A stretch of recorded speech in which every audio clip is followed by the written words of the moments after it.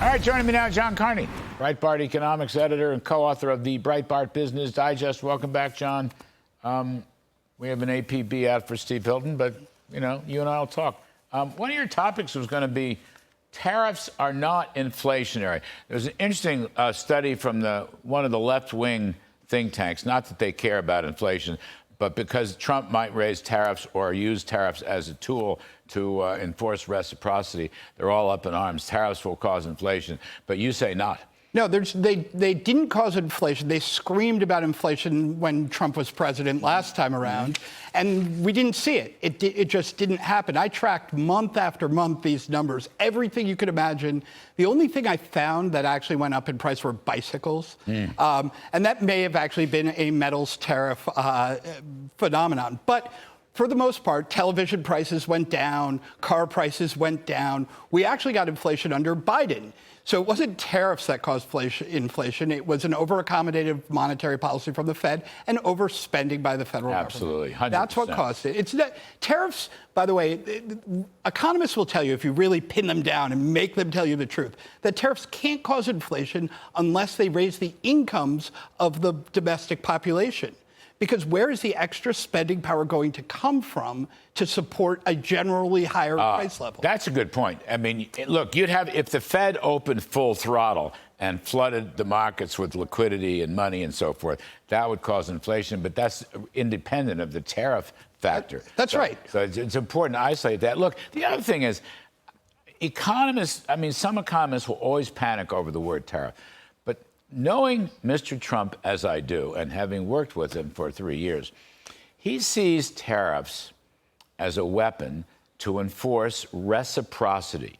You deal with me, I'll deal with you, but if you raise your tariffs or your non-tariff barriers, I'm going to have to do something about it. And I might use a tariff to enforce that. The main tariff issue was China. We made lower tariff moves with Japan and South Korea and Australia. The main one was China, and China had no reciprocity. China was guilty of unfair trading. And look, we saw actually a lot of manufacturing shift out of China, and China suffered. There was a Wall Street Journal report that said China suffered 3 times as much as the U.S. from those tariffs. So, and they're not friendly to tariffs, by the way, at the Wall Street Journal. But they reported, that it was far harsher on China. China's economy suffered. They are very worried about the next round of tariffs because they did more or less stiff-arm Trump the last time. They said, we're not giving in. They were counting on the next president to come in and repeal those tariffs. Actually, Biden didn't do that. Well, we'll have to refresh. I mean, the phase 1 trade deal, no one seems to know what the results are. It's all up in the air. Let me move on. The Cleveland Fed inflation nowcast for the CPI, which comes out next week, I guess, is looking for 0.4 CPI. Annualized, that's almost 5%. If that's the case, that would be the 4th straight month of, say, 4.5% to 5% inflation. What does that mean? That's not expected. No, it was supposed to be coming down. Everybody said it was going to come down. When it was high in January, they said that was just a fluke. It's going to come down. It hasn't come down. It's not coming down. If you look at all the other indicators that would tell you that inflation is going to come down, they're not telling you that message.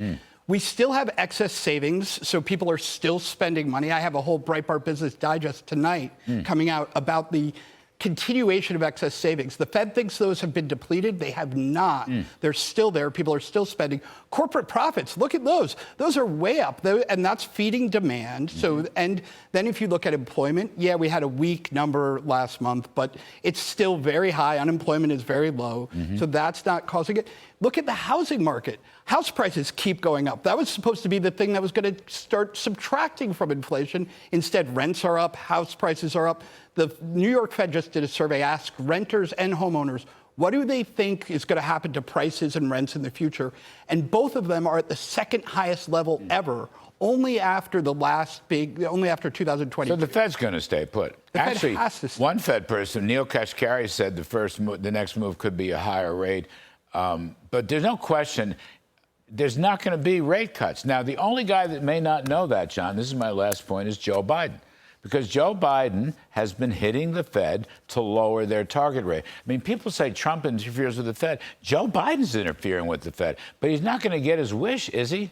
I think Joe Biden actually needs to call Janet Yellen on the phone. She's meeting regularly with the Fed chairman. Breakfast every Friday. Right, and say, hey, what's he telling you? Because he's got to be saying, hey, look, you got to get the president to stop saying we're going to cut interest rates. We're not going to cut interest rates. It's making him look foolish and out of touch with what's happening in the economy.